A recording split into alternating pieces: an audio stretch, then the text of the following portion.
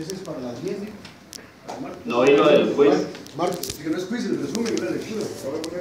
Uno lee en Ruta y otro lee en El Salvador. Va, pero esto no es para este martes, ¿verdad, Lizard? No, no, Es no, para la la 10. clase 10. Correcto.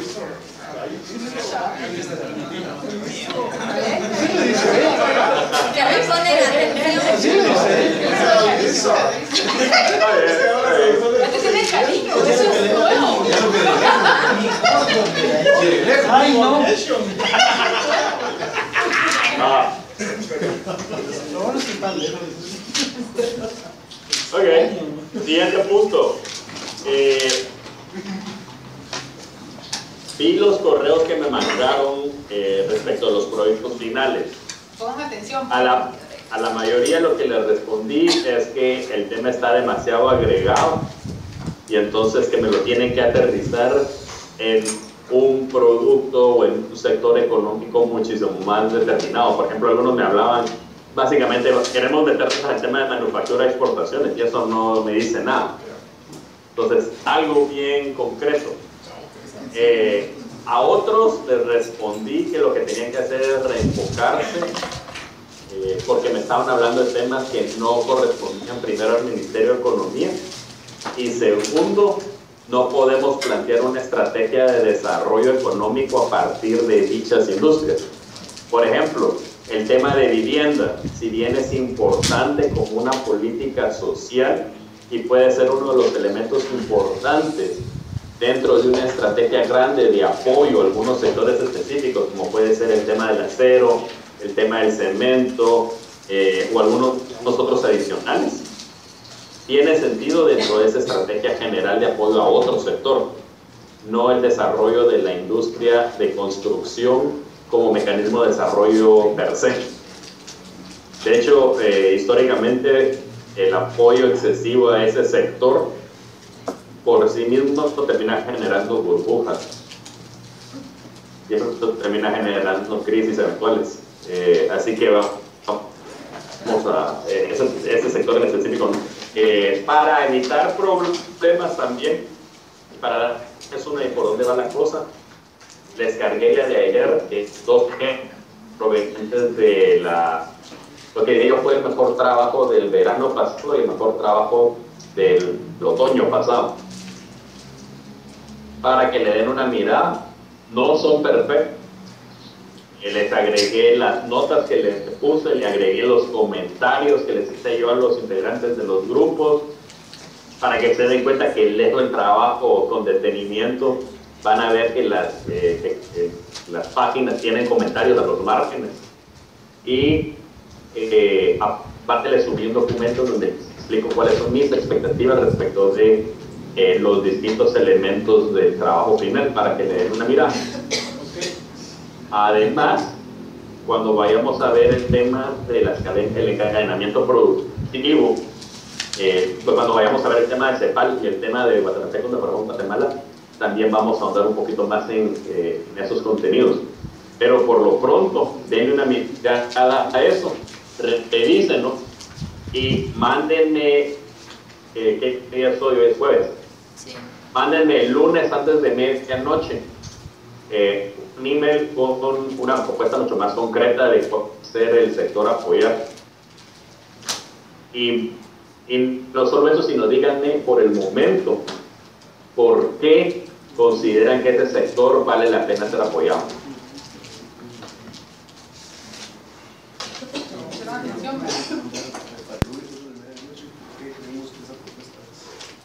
¿Estamos?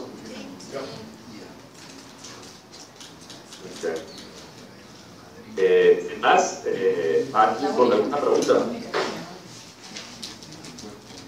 Yo tengo 2 preguntas, pero de la que... No sé, ¿qué? Yo tenía 2 preguntas, pero de la clase pasada, Lisa. ¿Sí? Pero no sé si ya terminamos de esto. ¿Me escuchas?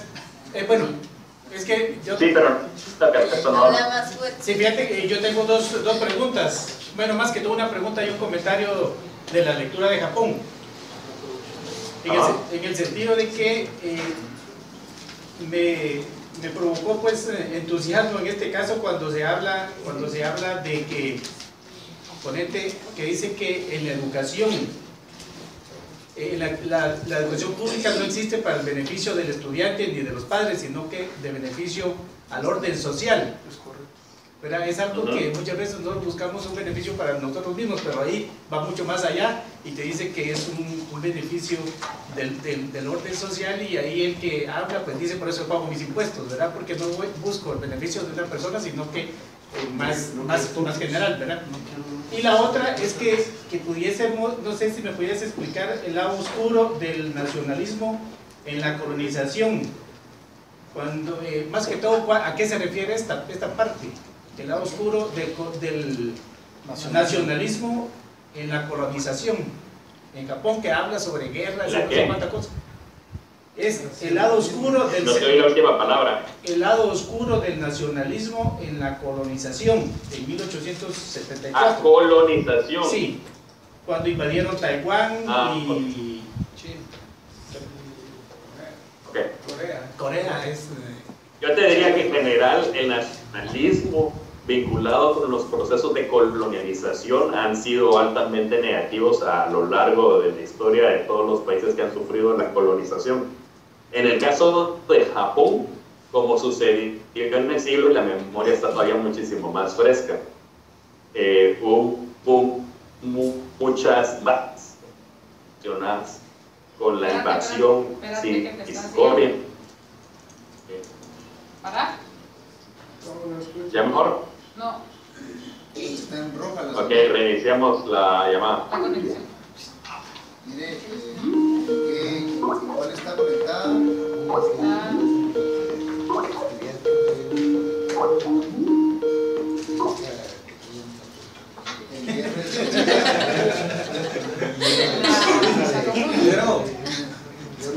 ¿Estamos? Sí, sí. Sí. Solo que no te vemos. Subimos el candadito. No, ya no viste el Ya carro. no viene. Se volvió a ir. Ahí está. Mire, vean, la señal está en rojo. Sí, es muy mala señal. Si quiere, pásese al salón 4. Pásese al salón 4. Ahí está. ¿Qué vez te pasaste?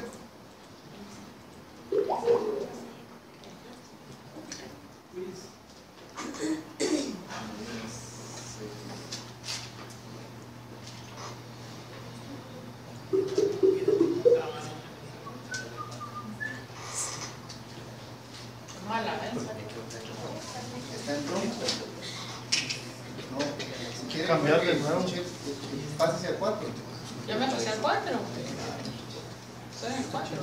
Ya maestros. El gráfico es menos. No, pero no se deje llevar por la intensidad de señal. No, que no me dejen engañar por la Ajá. apariencia. O sea, aunque tenga una o dos rayitas, a veces es más veloz que la otra. Así, ahí está. Voy a hacer una. Volvemos. Ahí estás. Ok. Hace mejor. Básicamente lo que les estaba mencionando yo es que, y aquí la memoria está muchísimo más fresca porque el proceso de colonización fue reciente, empezó aproximadamente en los 1880 con la invasión hacia Corea, aunque digamos que se tardó un poquito más en volverse completa colonización, y de ahí de Corea pasa a Taiwán, y después tenemos también la parte de Manchuria, que es una parte del norte de China. Y digamos que lo que vemos allí fue obviamente un tratamiento en contra de las otras naciones, es decir, el japonés estaba muy por arriba de los chinos y de los coreanos en esos lugares. No tenían el mismo acceso a puestos económicos, aunque vale la pena señalar que hay diferencias importantes en el tipo de colonialismo, pero digamos que sí se daba esa marcada diferencia entre sos japonés o no sos japonés. Lo otro es a la hora de la guerra, sí hubo fue desmedido el maltrato que se les dio a los pueblos colonizados. De hecho, para quien esté interesado, por ejemplo, vale la pena que lea Haruki Murakami, una de sus novelas. De hecho, creo que pasa como unas 200 páginas haciendo como un análisis del tipo de masacre que se realizaba por parte del ejército japonés en las tierras chinas.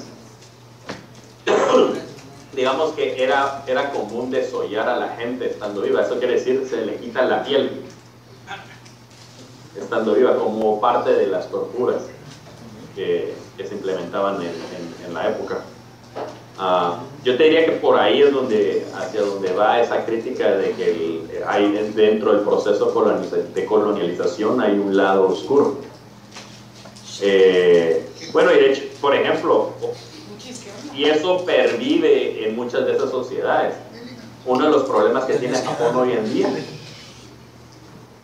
es que no hay mucha migración de extranjeros hacia Japón, porque se mantiene un alto nacionalismo. ¿Sí se está oyendo bien? Sí. Ok. Pero es ahí hacia donde va orientar. No sé si eso satisface tu duda. Correcto. Gracias. Y el otro comentario que te había hecho sobre la educación, cómo lo veían, la diferencia que muchas veces somos muy individualistas nosotros acá en Latinoamérica. Yo te diría que yo te diría que en parte eso es cierto. Gracias. Sí. Diría que eso es cierto. ¿Se está trabando? Lo otro es que no lo tendemos. Espérate que te están trabando. Mal internet. Okay. Pareció rojo, se fue. Grave. Se fue y se reinicia. Volvemos a señal. Todo así hace el otro. Ahí está. ¿Yo me conecto? Tenemos una llamada. Ese está más grande, mira, que le enseñé por eso. De todos. Pon daño, hombre. Lo que tiene es un poquito Se de... parecen ratones aquí. Ahí está. Y mire cómo. De nuevo dice, vamos a ver si se dale pues, dale. Una boca. No. Me pegan. Una uva fría. ¿Quién te va a pegar? Que tiene, voy a contar quién es bueno, son por eso ya me siento más lejos. Pues te más. ¡Oh! Ya me amenazaron. Ah, bueno. Pero díganos qué fruta le gusta a Michelle y le ponemos. Podemos pasar ese gusto.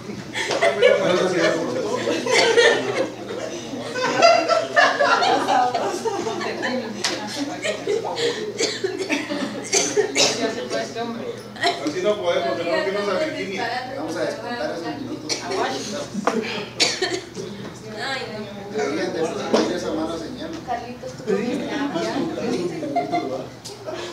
Es que acá somos empresarios. Aquí no estás con un interés social, aquí vienes a ver qué logras. Qué bueno putas. Ya de la esquina. Porque se fue mejor comentario. ¿Querés el muro mejor? Probemos el muro, sí. Pero esa va a estar peor. Oh, no, ¿sabes qué? Dejémoslo ahí. De hecho, ahorita los miro mejor que nunca. Ah, va. Pero yo creo que 3 segundos, 3 segundos. Es que no vamos a Y ya se ver. volvió a arruinar. No, te voy a quitar un rato. Mejor cierren los videos de Google, hombre. Ah, no. No, porque los videos de Google casi no duran. Al revés, él debería cerrar su... Cerrarnos, no te queremos ver. Si quieres, corta el video de ustedes por un momento. Ya, Ahí. dale, Va. dale. Ok. Pasamos a la presentación. Ya. Está grave. Vos, está muy malo. O sea, no se Esta es la presentación. olvidarte. Yo trataré de hacer Mejor chatear. modulaciones. No te doy nada. Ya se quedó atrás. No te doy nada. Mímica, podemos andar muy Probamos muro. Cierren los videos de YouTube. Hola. Espérate. Videos de YouTube. Michelle, Sí, ¿me oyes mejor ahorita que quité el video? sí. YouTube ahora. ¿Probemos un ratito así? Dale, pues. Ya estás en el Ok, slide. veamos, empezamos. Otra vez. Bueno, empezamos con el slide 1, vamos al slide 2. ¿Qué? el día de hoy vamos a hablar, si finalmente la tecnología nos lo permite, sobre el caso de Corea del Sur. Y tal vez la primera pregunta es, más allá de estudiar el caso de Japón, ¿qué es que nos tengamos tanto tiempo estudiar hacia adelante? No, ya te fuiste. Creo que cerremos YouTube porque YouTube ya no carga como hace eso. Se mantiene conectado. ¿No lo ha descargado mejor? ¿Ya que sí? Yo digo. Usted no sabe la clase. Salvador, que lo ve clases. La Singapur se te puede Voy a estudiar demasiado. Vayan a poner atención a mí. ¿Ya vieron ahí cómo están las Es que para no distraerme, mejor voy a estudiar. ¿Quieres seguir probando por acá? Sí, porque cerré los videos de YouTube. Ahí llega. Ahí estás. Bueno, ¿me oyes? Sí. Espera, vamos a ver. Ok, yo los miro ahorita. Yo no sé dónde nos quedamos, pero la idea donde estaba yo es que hoy, si la tecnología lo permite, vamos a hablar del tema de Corea del Sur. Dentro del tema de Corea del Sur, la pregunta que sale en general es ¿por qué dedicarnos tanto tiempo a analizar el tema de Asia del Este? Porque no solo vamos a ver Japón, sino también vamos a ver Corea, vamos a ver Singapur y vamos a ver China. Los cuales, de cara a que han sido de los países que más se han desarrollado de manera reciente, no termina de explicar, dado que la mayor cantidad de países que se han desarrollado tienden a ser de naturaleza europea. Así que vamos a explorar un poquito ese tema. Primero, en esta gráfica que tenemos en el slide 3, vemos que uno de los elementos por los que vale la pena comprender es el crecimiento acelerado que han tenido estos países. Mientras Guatemala en promedio ha tenido un crecimiento del PIB por persona entre 0 y 1%, es como 0.9% en los últimos 30 años, 0.9%, o sea, muchísimo más bajo que el promedio de América Latina. Los países de Asia del Este han tenido crecimientos de más del 5% por persona, del PIB por persona. ¿Por qué es eso importante? Hay una regla que se llama la regla del 72. Cualquier porcentaje lo dividen ustedes dentro de 72 y les permite saber el tiempo que permite la duplicación. Ustedes hagan 72 dividido 5.5, 13. Eso significa que en medio estos países duplicaban su ingreso por persona cada 13 años. Mientras que en el caso de Guatemala, que es casi de 0.9, eso significa que 72 dividido 0.9, a Guatemala le toma 80 años duplicar su ingreso por persona. Entonces, uno de los temas importantes es a ese alto crecimiento que vemos. Perdón la calidad de la gráfica, pero también es importante porque este es de un informe que se volvió muy famoso, porque era un informe que el Banco Mundial publicó para explicar qué estaba sucediendo en Asia. Entonces, tuvo buen diagnóstico, tenía buenas gráficas, pero el diagnóstico fue altamente criticado. Pero hay unas cosas interesantes que se encontró. Uno fue el crecimiento económico, que ya se sabía. Lo otro fue que es un crecimiento altamente equitativo. Y eso lo que implica es que se crece y la distribución del ingreso tiende a favorecer de una manera equitativa a la mayoría de la población. La gráfica en esta que tenemos en el eje Y es el cambio, el coeficiente de Gini, o que tanto cambiaba la desigualdad. Mientras más arriba está, más desigual. Mira la línea de 0. Todo lo que está arriba de eso quiere decir, mientras más crecía, más desigual. Entonces vemos Chile, Brasil. ¿Sí? Sí. Lo que está abajo de esta línea implica crecimiento económico, en donde la desigualdad se va reduciendo. Corea, ahí va, China, Taiwán, Singapur, Hong Kong, mientras más crecían, más iguales se estaban volviendo. Y entonces miremos miremos lo que está hasta la derecha y abajo del cero. Corea del Sur, mientras más crecía, y estaba creciendo rapidísimo, se estaba volviendo más igualitario. Lo mismo Taiwán, lo mismo Singapur, lo mismo Hong Kong, Indonesia, Malasia, ¿sí? Perdón, es que no logramos interpretar la gráfica. No logramos Perdón. ver. No se ve. O sea, aparte de que no se ve muy bien, no logramos interpretarla como nos la explicaste. No. En el eje vertical está qué tanto cambia la desigualdad, y en el eje horizontal es qué tanto está creciendo el ingreso por persona. O sea, lo ideal es que esté pegado a la línea, Ah, a la línea de cero, ¿sí? el cero, Sobre ok. la línea cero. En la vertical, la cero está al centro y entonces dijiste que mientras más arriba hay mayor desigualdad, ¿verdad? Crece con desigualdad, sí. Y mientras más abajo, Crece y hay más desigualdad. Valores negativos, Pero no. es decir, aquí, Ajá, por eso se vuelve negativo, porque la desigualdad decrece. es decir, en Brasil ha crecido, pero se han mantenido desiguales. Y en Perdón. Hong Kong, Y la línea, han crecido y se han que está bajo Chile, la Brasil, línea es o sea, Hong Kong es el mejor ejemplo de igualdad. Y crecimiento económico. O sea, crecieron y se igualaron. Clase media creció. Perú era el Perú. Perú, Perú es el más... Igual, pero no desarrollado. es más igual, Pero no estaba creciendo. Pero no creció. Ah, Estamos iguales. ese está hasta abajo. Digamos que Brasil que está creciendo, pero todos diferentes. esta es una buena gráfica como para poder comprender ese tipo de cosas. Por ejemplo, Perú probablemente sea un mal caso, porque apenas si estaba creciendo entre 1960 y 1980, Y seguía repartiendo. pero digamos que iba a tardar probablemente 150 años para incrementar su ingreso, pero cada vez eran más iguales. Por el otro lado, muy cercano, tenemos el caso de Argentina, casi no crecía y la desigualdad no cambiaba. Chile tampoco estaba creciendo mucho y la desigualdad estaba creciendo. ¿Ya? Entonces uno lo que quisiera es casos que están como de Tailandia para la derecha. Tailandia. por ejemplo, Hong Kong sería el mejor.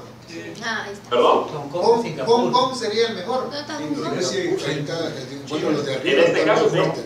Es Hong Kong. Ahí está Hong Kong porque está más Corea, negativo Corea. y más a la derecha. Correcto, es el que más ha estado Ahora creciendo y bien, es más ojo, equitativo ojo con esto.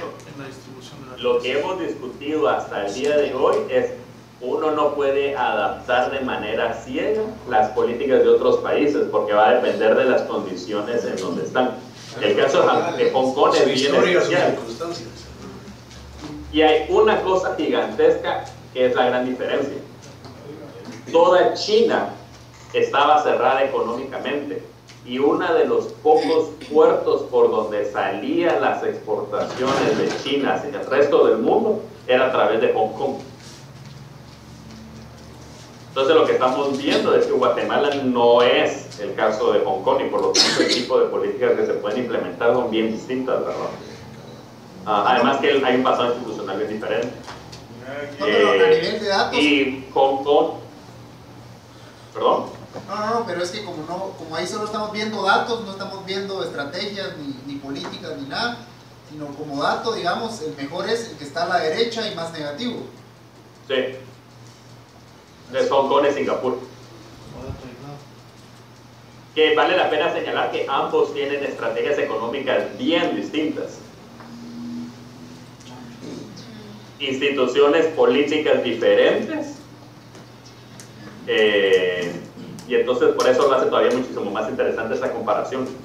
Porque en esas, en Singapur hay un alto intervencionismo y es básicamente una dictadura, mientras que Hong Kong tenías el proceso de designación inglesa y había libre comercio, había poca intervención del gobierno ahí. La siguiente gráfica. Lo otro es porque ese país no solo crece rápido, no solo lo hace con mayor igualdad, sino a la vez ya tienen altos ingresos. ¿Sí? Entonces ahí vemos rápidamente, por ejemplo, Singapur es el 5º país más rico del mundo, sin tener recursos naturales. Hong Kong, sin recursos naturales, es el 13. Corea del Sur es el 34, sin recursos naturales. Japón es el 29. China ya nos rebasó. En términos de PIB per cápita, eso quiere decir ingreso por persona. China es hoy muchísimo más rica que Guatemala. ¿Ya? Casi que 50% más rica que Guatemala. ¿Okay? Entonces digamos que ese es el otro tema, ya tienen ingresos mayores. La siguiente gráfica es una pequeña gráfica como para mostrar cuál es la situación de Corea del Sur hoy en día. La capital de Seúl hoy se ve así después de haber sido la capital de uno de los países más pobres a finales de 1950. Saliendo de la guerra, Corea del Sur era peor que país africano. ¿No? Había un montón de países africanos que estaban en mejores condiciones económicas que Corea del Sur. Y hoy vemos que la situación ha cambiado. La siguiente, y uno de esos elementos está vinculado con la siguiente gráfica, que es Busan. Ese es el 5º puerto más grande del mundo. Y eso en parte está detrás de la explicación de su crecimiento económico. Siguiente slide. Yo les quería poner videos. Michelle, Sí, ¿será que por lo menos puedes ponerles el segundo video? sí.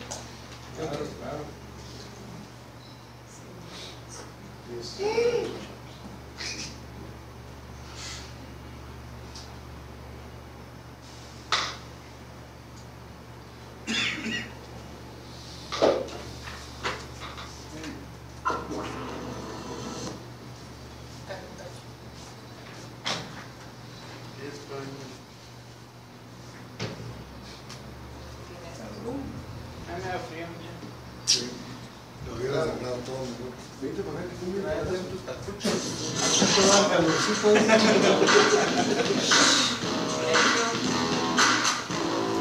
Gap and flush inspections are critical here at HMA because gap and flush are the biggest contributors to wind noise complaints from our customers. But this inspection process starts way back in our weld shop, where we have a gap and flush inspection system that inspects up to 20 points on each side of the vehicle. This inspection process reduces opportunities for wind noise complaints on our vehicles. Robot-mounted cameras and laser lights can inspect predetermined points for gap, the distance between two different panels, and flush, the difference between the height of two different panels, in approximately 20 seconds on either Sonata or Elantra sedans. Before the gap flush system was installed, it was a very manual process. It was a visual process. Visual processes are human in nature. They can vary. So this process is 100%. So we don't miss any cars. Gap and flush inspection results for each car are tracked by VIN number and shown on one of 4 graphic displays. What it does is highlights different areas of the body of what to fit and what not to fit. But sometimes you can visually you can fit a panel that's actually in spec. This information pretty much highlights problem areas, so we can determine a lot faster where the problem is from. Based on information appearing on monitors, body fitters can concentrate their time and energy on only those locations that are not in compliance. Problem areas from, like, for example, door to body, hood to body, trunk to the body. These are key areas for us to concentrate on in our fit process.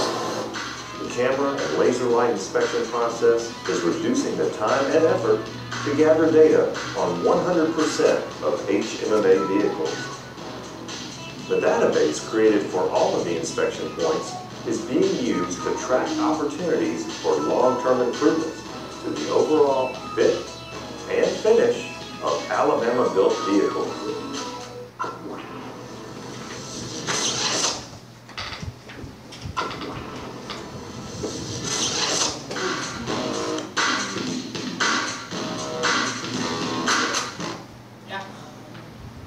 ¿Ya? Ok, básicamente lo que me interesaba ahí evidenciar es un poco el nivel de tecnología que hoy existe en el caso de Corea, y que obviamente contrasta con el tipo de tecnología que estamos nosotros acostumbrados a ver en los procesos productivos en Guatemala de manera extensa. Además, el volumen que se está produciendo allá de ese tipo de producto no es comparable. Y lo otro es la alta inversión en tecnología que existe para controlar los procesos de calidad de producción, y donde el tipo de mano de obra tiene un rol distinto al que tenía antes, ¿verdad? En este caso, la máquina se encarga de los procesos complicados y de medición, y la mano de obra está básicamente enfocada en procesos que son difíciles de tecnificar, como los ajustes adicionales que hay que hacer para que finalmente terminen de cazar las piezas. Teniendo eso en mente, entonces ya puedo pasar al siguiente slide, que es un repaso. Vamos a dar un repaso a la historia coreana, algo rapidito porque hay unos slides que me interesan más que otros. Lo primero es, para quienes no lo ubiquen, esta es la península coreana en el slide número 10.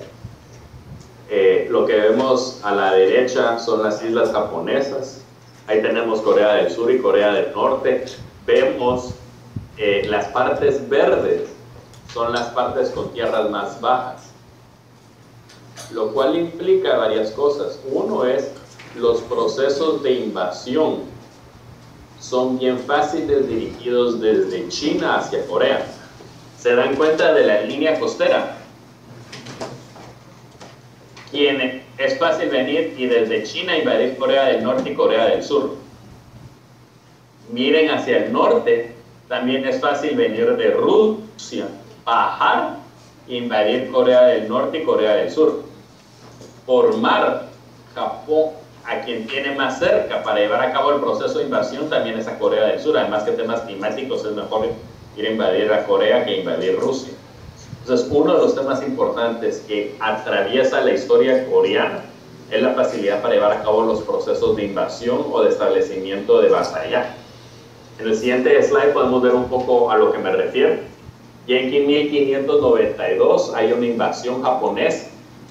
Después vamos a ver dos invasiones manchu, o básicamente chinas.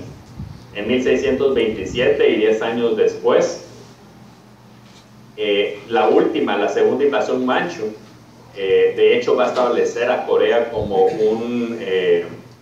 una colonia de vasallaje. Básicamente son vasallos. No hay, el mecanismo de colonización es distinto. Básicamente lo único que tiene que hacer es pasarle impuestos y se mantiene el rey. Básicamente es un poco similar a lo que sucedía entre los mexicanos y los guatemaltecos años antes de la invasión española. No había estado de vasallaje.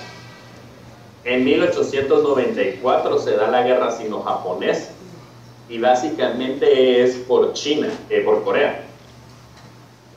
Entonces va a haber una guerra entre China y Japón por el control del territorio coreano. Después va a haber una guerra ruso-japonesa, en donde obviamente el control del territorio coreano va a ser importante para esa pelea. Después vamos a ver que Japón anexa como colonia a Corea. Y finalmente la guerra de Corea, que se da entre 1950 y 1953, en parte apoyada por China y apoyada por los norteamericanos, genera la división de la península coreana. Siguiente slide. Después de ese repaso rápido, vale la pena recordar lo siguiente. ¿Ustedes se recuerdan de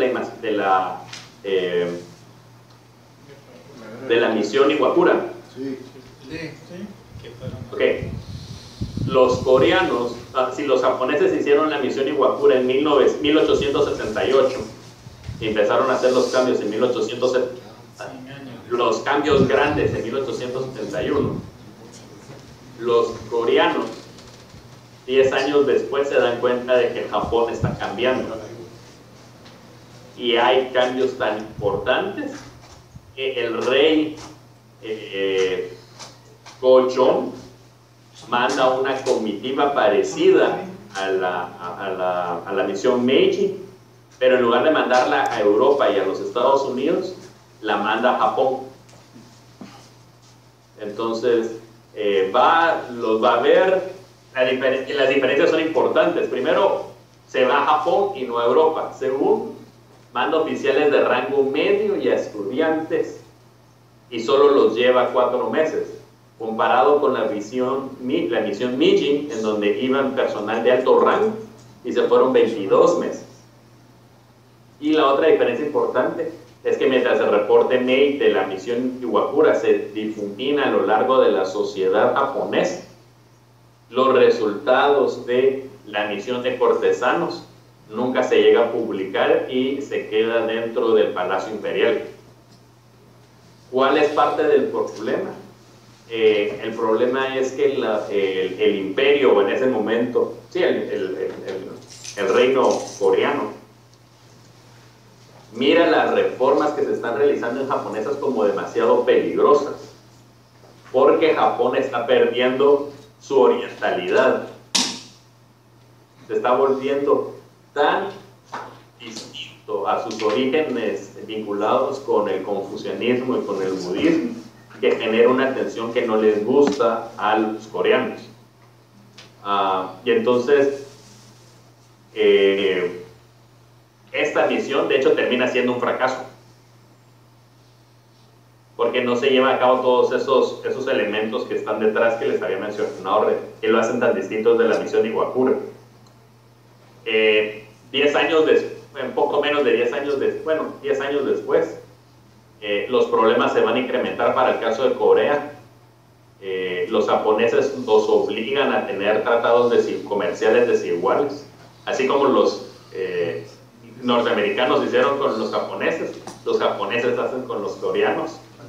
Se empieza a tratar de cobrar muchísimo más impuestos, eso lleva a sublevaciones entre los campesinos, y en ese momento Corea viene y dice: estamos empezando a perder el control del país, voy a pedirle a China que me ayude a controlar.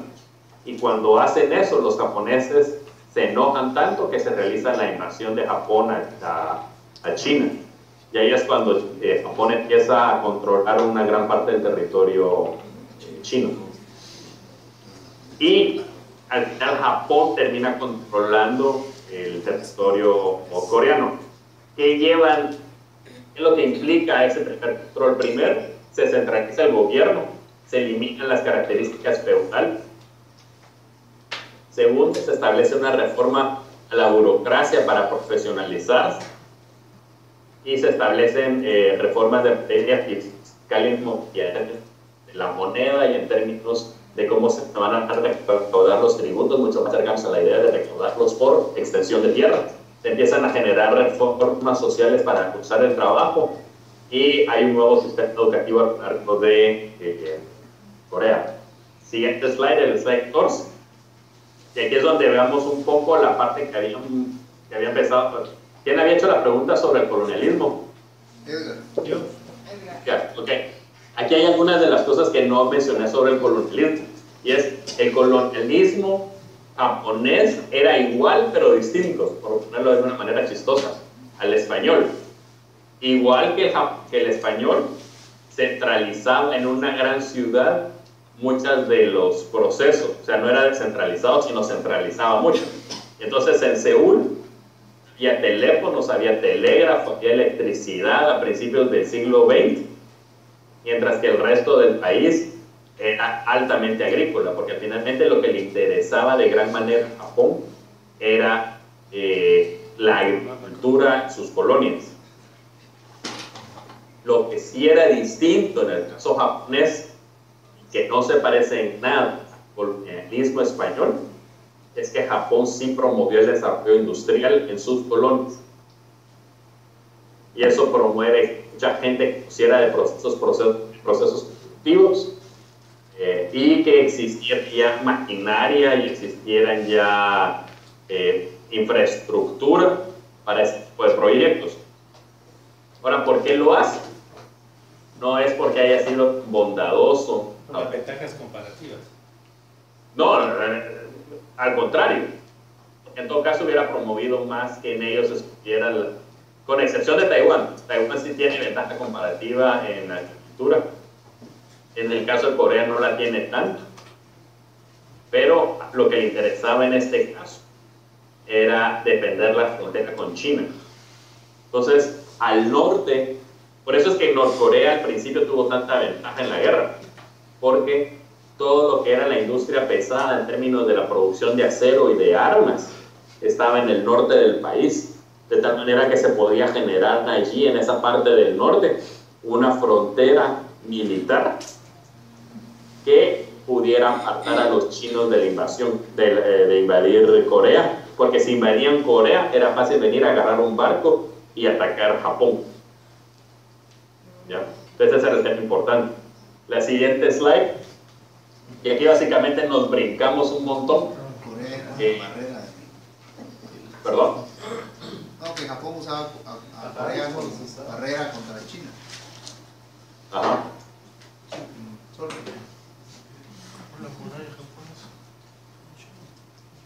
Oí otras voces, pero imagino que no era pregunta, ¿no? Era comentario en la silla de Guillermo. Que se usaba como la parte de salida de China. Entonces Japón eso sabía que ahí era la parte de que no dejaba que los chinos avanzaran a su territorio, pues. Sí, exactamente.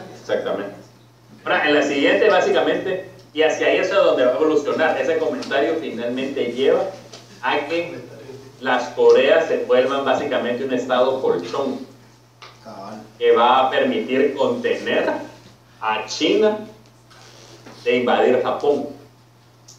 Y lo que se termina haciendo es que Corea del Norte va a ser el estado que va a estar más vinculado con China y Corea del Sur va a ser el estado que va a estar más vinculado con Estados Unidos y con Japón. Tomando en cuenta que el norte al principio tiene la ventaja industrial japonesa. Es más, mucha gente preparada termina migrando a Corea del Sur por los ideales del comunismo. Y se queda mucha gente pobre y campesinos en el sur durante esa época.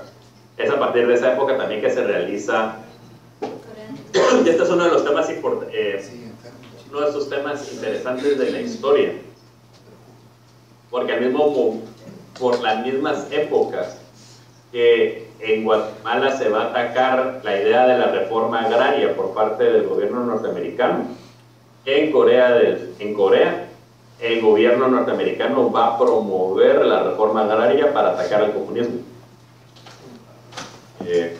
Es de esos momentos paradójicos.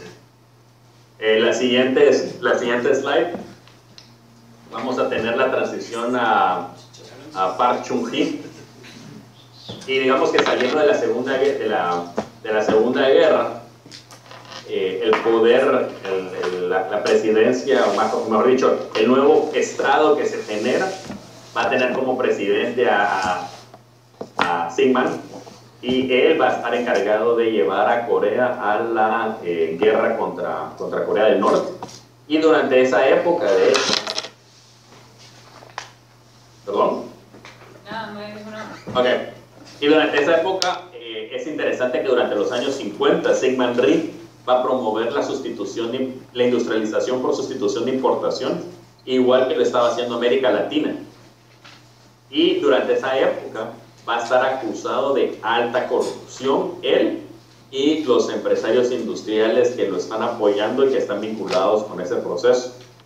Él finalmente sale del gobierno porque trata de hacer fraude electoral para quedar por una tercera vez en el gobierno, y hay un levantamiento de estudiantes que lo termina sacando. En ese proceso se genera una nueva constitución que promueve un sistema parlamentario, pero el problema es que el parlamento hace que sea muchísimo más difícil de gobernar, porque tiene que haber muchísimo más acuerdo en las distintas facciones, y eso hace que el siguiente presidente, que es Yoon Bong-seok, no logre implementar medidas, a la vez que el norte sigue armándose y sigue siendo una amenaza para el sur. Y eso lleva a que se dé un golpe de Estado en contra de este presidente, porque se estaba demostrando que no tenía la capacidad para mantener el gobierno, y eso presentaba un potencial peligro a la seguridad nacional de Corea del Sur. Y eso lleva a Park, que es el que que inicia el desarrollo económico en Corea. Slide 18. Estas gráficas las vieron porque ¿en dónde aparecen? ¿Dónde han visto estas gráficas antes? En lo de los gansos, no. ¿Perdón? No se trata de lo de los gansos, no. Rápido crecimiento del PIB. No, cuando las primeras que mostraron. Cuando las exportaciones suben. Cuando las importaciones suben. Sí, las gansos. No, eso no es de los gansos. No, está hablando Corea. Las importaciones suben. Solo estoy verificando quién leyó la lectura. Cabal, en la lectura, sí. Va, pues eso que dije yo, la lectura estaba diciendo. Yo dije lectura. Yo dije la lectura, un par dijeron la lectura. Pero yo pensé que... ¿Dos de cuántos? Pensamos que era una comparación con otra. Estábamos pensando en la de ganso. Las anteriores. Es la muestra de la Ok. ¿Qué vale la pena de esta gráfica? Primero, miren, aquí tenemos a dos países. La línea gruesa continua es Corea y la punteada es Taiwán. Primero lo que vemos es que a partir de 1962 es que se da el crecimiento económico en Corea, que llega a niveles de crecer casi que un año, el 12%. Imagínense crecer el 12% en un solo año. Si eso se pudiera haber mantenido por 6, hubieran duplicado su ingreso en solo 6 años. En todo caso, lo que vemos es que a partir del año 62-73, tanto para Corea del Sur como para Taiwán, es que empieza el crecimiento económico importante. Y que logran, obviamente, niveles muy por arriba de Guatemala. La meta de los acuerdos de paz de crecimiento económico a Guatemala es del 6%. Guatemala apenas si llega al 4% en buenos años. Mientras que lo que vemos aquí es que el piso entre 1965 y 1981 es 4% para el caso de Corea. La mayor parte del tiempo está arriba de eso. Pasemos a la siguiente gráfica. Y este es el punto de Danny Rodrik. Danny Rodrik lo que dice es: hay que tener cuidado con la interpretación del Banco Mundial que le asigna a las exportaciones el crecimiento económico coreano, cuando lo que uno ve es que realmente las exportaciones van a crecer tímidamente en el 64, 6-4, o sea, 2 años después de cuando empieza el crecimiento, realmente se consolida a partir del año 72, o sea, la anterior. Eso ya es a la mitad que se ha empezado a generar el crecimiento loco, ¿no? Espérate que te está siguiendo cada rato. Repetí lo último. Lo que les estaba diciendo es: el crecimiento de las exportaciones empieza tímidamente en 64. Espérate, ya te fuiste, otra vez. ¿Otra vez?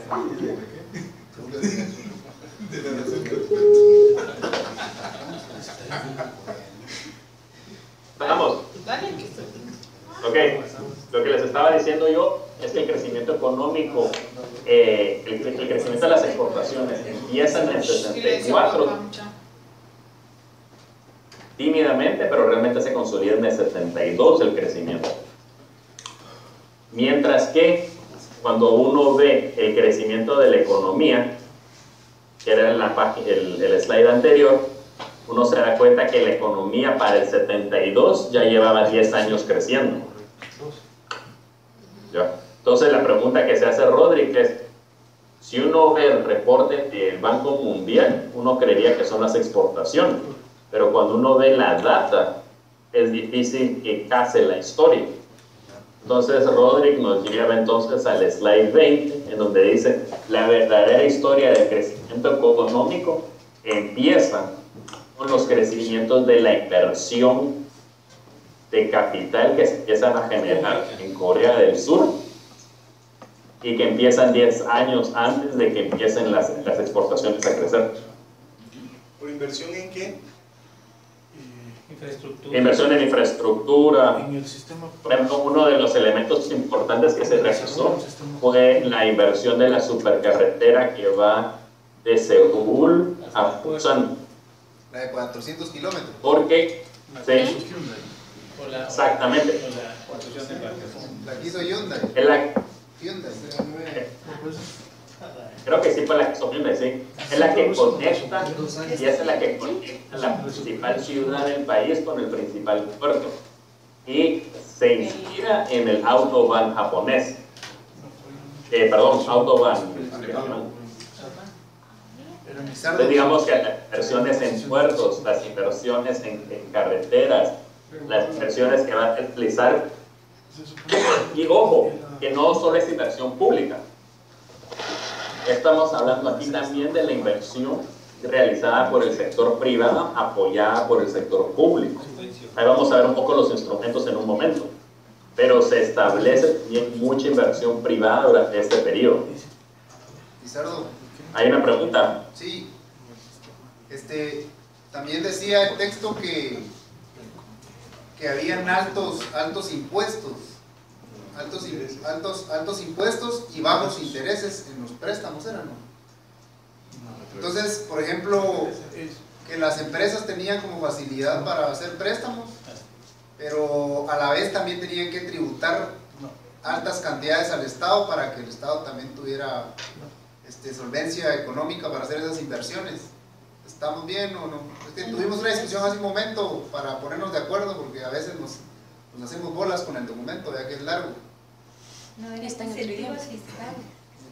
Ese es parte del costo de la... No es un reclamo, es para que nos aclares ahí. No, mira, todo dependía del tipo de empresas en las que estabas. Porque todavía no lo he puesto aquí, pero hay algunas, o sea, dependiendo si eran las empresas que le interesaba al régimen, esas empresas sí iban a verse beneficiadas de exenciones fiscales. ¿Ya? Entonces, los intereses eran un mecanismo para poder incentivar la inversión por parte del sector privado, y habían empresas particulares que el gobierno estaba interesado en promover más que otras. Por ejemplo, si ustedes tenían una pequeña empresa, por ejemplo, de contabilidad, ustedes iban a pagar todos los impuestos.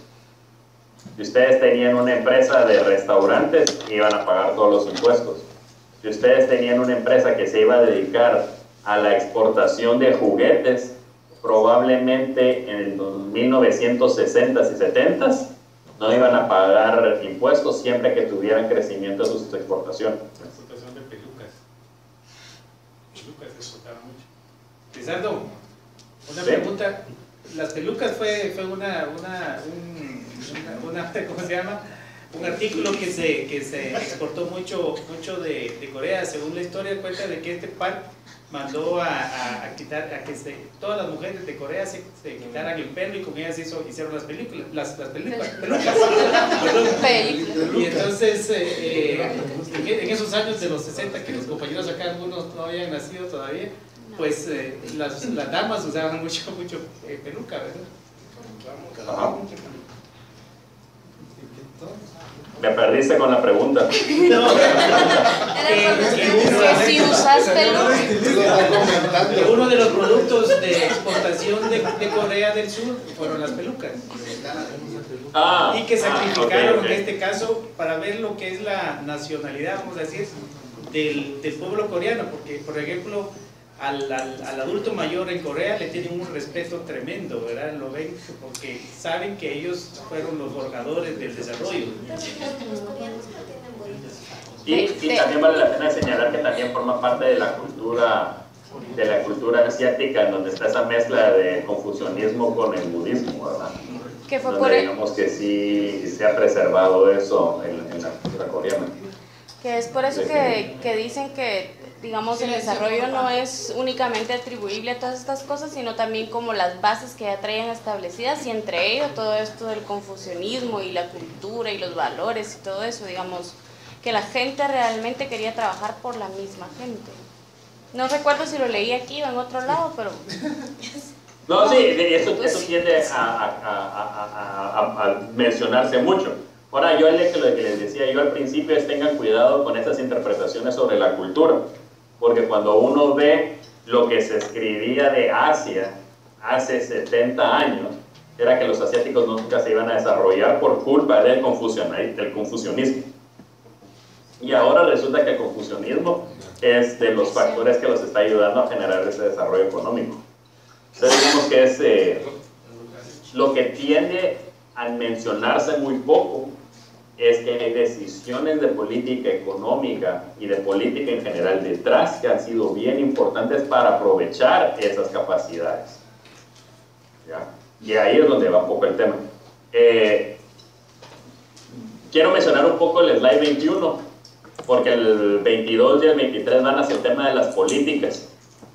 El 21 lo que nos dice es qué es lo que no cuenta Rodri, porque uno también tiene que tener cuidado con comerse mucho lo que lee. Lo que no cuenta Rodri sobre las exportaciones es, primero, él dice las exportaciones tal vez fueron importantes, pero por lo menos no explican ese primer crecimiento económico. Yo le diría, ojo con eso. Primero, la sostenibilidad en las exportaciones evitaron la crisis de deuda de los 80s en Corea. El problema que existía en América Latina es que teníamos mucha deuda en moneda extranjera y casi no estábamos generando exportaciones. Entonces cada vez nos endeudábamos más y no estábamos haciendo, no generábamos los dólares. Eso sí fue algo que hizo Corea.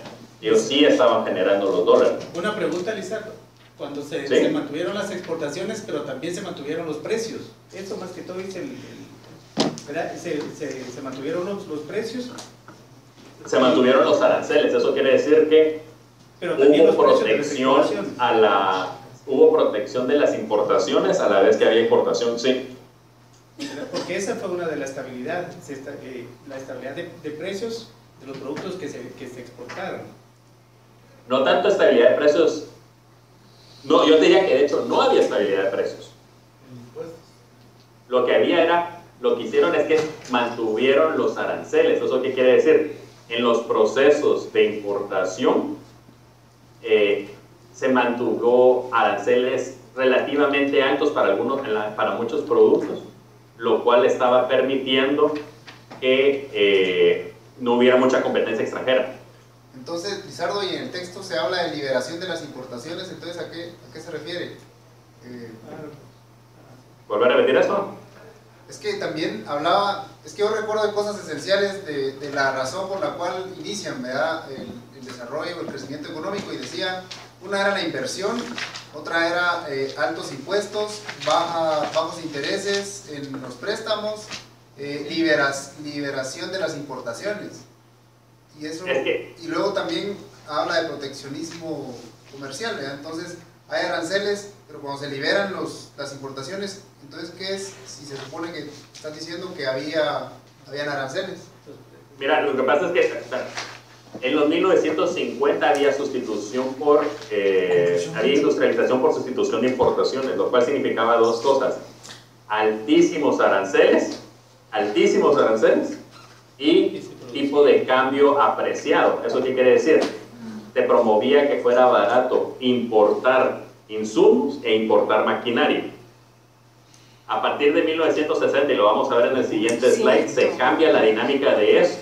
El Banco Mundial habla de que se abre el mercado coreano, lo cual no es completamente cierto. ¿Y por qué digo que no es completamente cierto? Porque todavía se mantienen aranceles del 90% para un montón de productos. ¿Ya? Y eso es una protección altísima.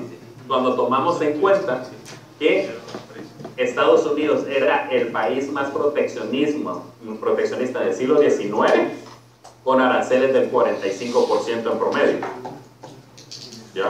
Entonces hay un proceso de liberalización, pero fue muchísimo menor que el que hay hoy en día, por ejemplo, en el caso de América Latina, pero sí era considerable cuando uno lo compara con el caso de América Latina en 1960. ¿Ya? Entonces, no es tanta eso. O sea, se da, pero es relativo. Gracias. El otro elemento, ¿y por qué era importante eso? Porque les permitía proteger su industria local. Y eso era un tema importante para ellos también. Pero no la defendían absolutamente. O sea, mientras que, por ejemplo, para la misma época, mientras Corea lo bajó a 90, en el caso de América Latina, Raúl Prebisch se quejaba de que los aranceles estaban al 500%. Entonces, claro, comparado con América Latina, Corea era el libre mercado. Pero comparado con el resto de Europa y de Estados Unidos, no para nada, y mucho menos hoy en día. ¿Ya? El otro elemento importante que no cuenta Rodrick es que las exportaciones promovieron la calidad. ¿Y por qué promueven la calidad de los productos? Porque obliga a que estas empresas tengan que competir a niveles internacionales y tienen que cumplir con los estándares que están afuera para poder exportar. Cosa que en América Latina casi no se promovía. Casi nunca se promovió la exportación. ¿Ya? Y entonces, básicamente, lo que produjeran estas empresas era lo que se iba a consumir y la calidad no importaba. El otro elemento importante era cómo se exportaba. La demanda era más grande. Como la demanda era más grande, había muchísimo más empleo y las empresas podían contratar muchísimo más trabajadores. Mientras que en el caso, por ejemplo, para América Central, no había más mercado que ese, y eso limitaba la producción.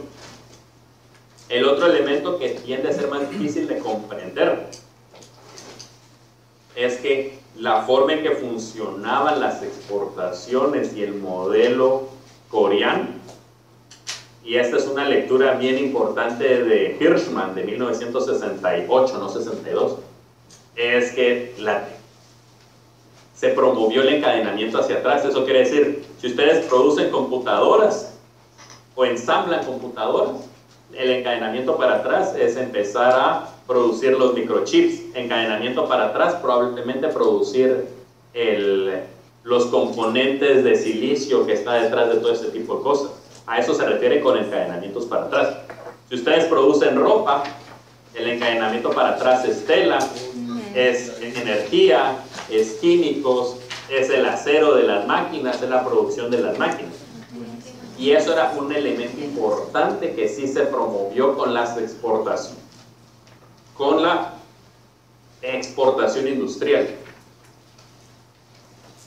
Ahora, uno de los temas importantes que para mí es toral, y con que llegamos a ese slide yo estoy feliz, aunque no veamos los otros, es que explica, y este es el slide 22, que explica que en el caso de Corea se pasó de la sustitución de importaciones a la industrialización por la promoción de las exportaciones. Aquí básicamente yo les doy mi percepción del tema. Yo diría que son 6 razones que no existieron en América Latina, pero que sí existieron en Corea del Sur y eventualmente en el este asiático. 1, se aprendió la historia, el aprendizaje de la historia reciente fue distinto en ambos países, o en ambas áreas. Mientras que en el este asiático, de lo primero que se recordará fue la restauración Meiji, en donde se dieron cuenta, Japón creció en esa época porque estaba exportando producto industrial, al punto que empezó a exportar maquinaria a Gran Bretaña, y eso fue el factor importantísimo detrás del crecimiento japonés. En el caso de América Latina, lo que vivimos se le llamaba export pessimism, o pesimismo a las exportaciones. Que lo que sucedió durante esa época es que el final del siglo XIX para América Latina fue increíble, fue exportaciones a granel. El problema fue la Primera Guerra Mundial, la Gran Depresión y la Segunda Guerra Mundial demostraron a América Latina que los países desarrollados no son confiables y que se les vive cayendo la demanda. Entonces, años buenos y de repente casi no exportaban nada y en pobreza. Los 10 años siguientes, después de que se recuperó, volvían a caer. a los 10 años, bueno, 14 años, 10 años, vuelven a caer. Entonces, hay un pesimismo respecto a la posibilidad de las exportaciones, tema 1. El tema 2 es que los países desarrollados se empiezan a cerrar en contra de la industria de países en desarrollo. Se cierran después de la Gran Depresión y va a ser básicamente casi que hasta los 60 que se vuelven a abrir. Entonces lo que decía Prebisch en su momento es: no nos podemos desarrollar viendo hacia afuera, tenemos que pensar hacia adentro. Sí, ya vi el tiempo. El otro es en cuanto a las diferentes relaciones comerciales. ¿Se recuerdan el Flying Goose que vimos? Los gansos voladores. Sí, sí, se recuerda. En el caso de Japón, que era el líder tecnológico, como es tan pequeño en términos relativos, no es que pueda, crezco aquí, me voy a la siguiente ciudad, se me van a acabar las ciudades y entonces empiezo a buscar mano de obra más barata en otros países. En Estados Unidos la cosa es distinta. Si la mano de obra se vuelve cara en Nueva York, hay por lo menos otras 10 o 20 ciudades a donde uno puede emigrar para poder producir de manera más barata. Y por lo tanto el proceso de aprendizaje de tecnología se hace mucho más lento para el caso de América Latina que lo que se hace para Asia. Tercero,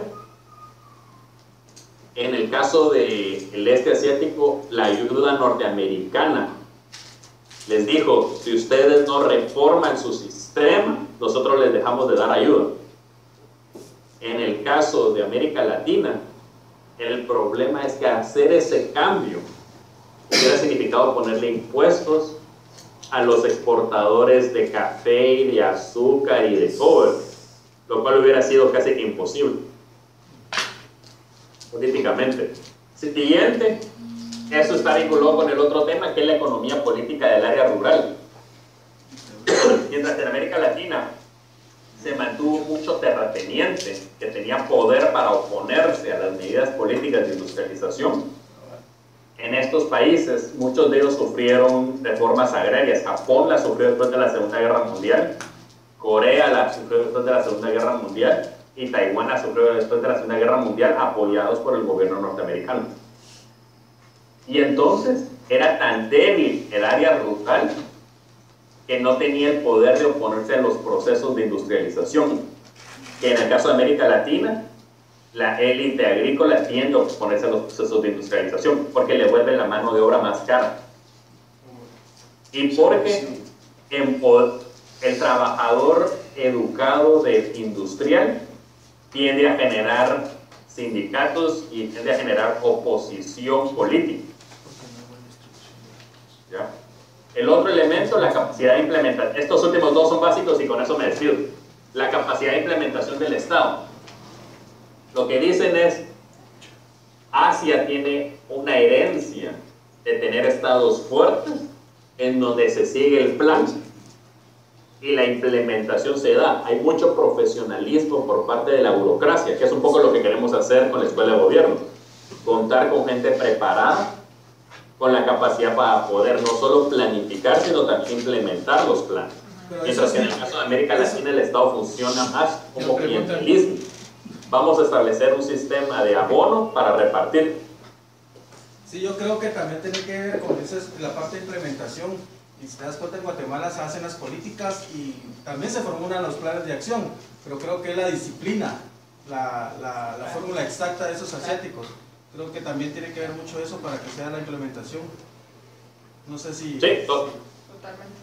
Porque Guatemala, si te das cuenta, esas reuniones de mesas sectoriales, das a las 10 de la mañana, ya el tipo 11. O sea, desde ahí se va viendo la pérdida de tiempo porque cada minuto pues es oro para un funcionario, ¿no? Exactamente. No, totalmente de acuerdo, pues ese es uno de los elementos. Sin embargo, también hay excepciones a ese tema. Otra pregunta. Otra pregunta. Solo, Lizardo, si interpreto bien, la idea es que se enojan si le digo Lizardo. La idea es tratar de copiar la parte buena del modelo de estos dos países y a través del gobierno empezar a liderar el desarrollo del país? Yo te diría que uno no es copiarles a los japoneses ni a los coreanos, sino aprender Un benchmarking. de las distintas estrategias que se han implementado. Y en algunos hay muchas coincidencias. Hay mucha coincidencia con Japón, con Estados Unidos, con Alemania, pero muchas de las características de cómo lo desarrollaron ha ido cambiando. Lo otro, yo te diría que la crítica importante, tal vez la forma de comprenderlo es, obviamente el mercado tiene un rol importante en el proceso de desarrollo, pero el gobierno es un actor importante que no puede dejarse de lado, porque hay demasiados elementos que no necesariamente hacen que el mercado lleve a desarrollo económico. Si no, yo te diría que Huehuetenango y Quiché, que son las áreas sin Estado, básicamente, que tiene Guatemala, deberían de ser las más prósperas. ¿Ya?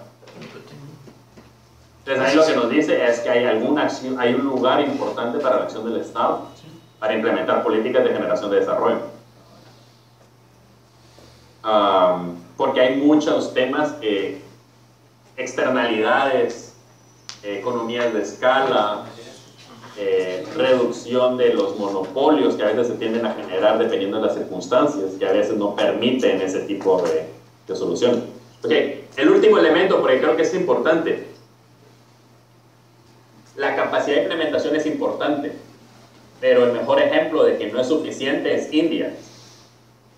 India, después de la independencia, era uno de los pocos países con una burocracia altamente capaz, porque venía heredada básicamente de los británicos. El problema que le señalan a ellos es que la burocracia india creía que tenía el conocimiento y que eran infalibles.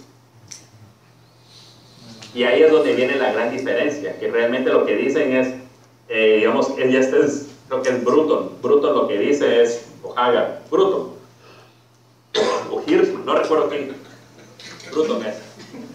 Un elemento importante de por qué Asia pasó de sustitución de importaciones a promoción de exportaciones en temas industriales es porque el Estado tiene una alta capacidad de aprender, y entonces contrastan el enfoque de yo planifico e implemento lo que planifico no importando qué, a yo experimento y si funciona lo dejo y si no funciona veo cómo lo cambio.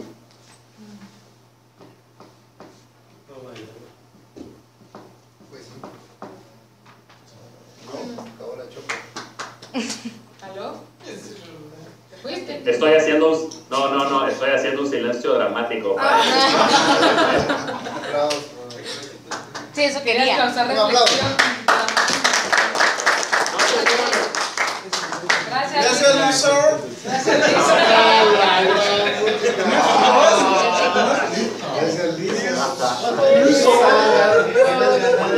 Escucha, por favor. Ya se fue. Solo Pichel tiene derecho a decir eso. ¿Y vos defendés ese derecho, no? No lo defiendo, lo que pasa es que me pongo nervioso cuando empieza a hablar Harold en ese tono. No vaya a ser. No vaya a ser que empiece a salir de la película de Narnia. No, ya no. No, en él se inspiró esa película. Para que tenga que hacer, ahí guardar.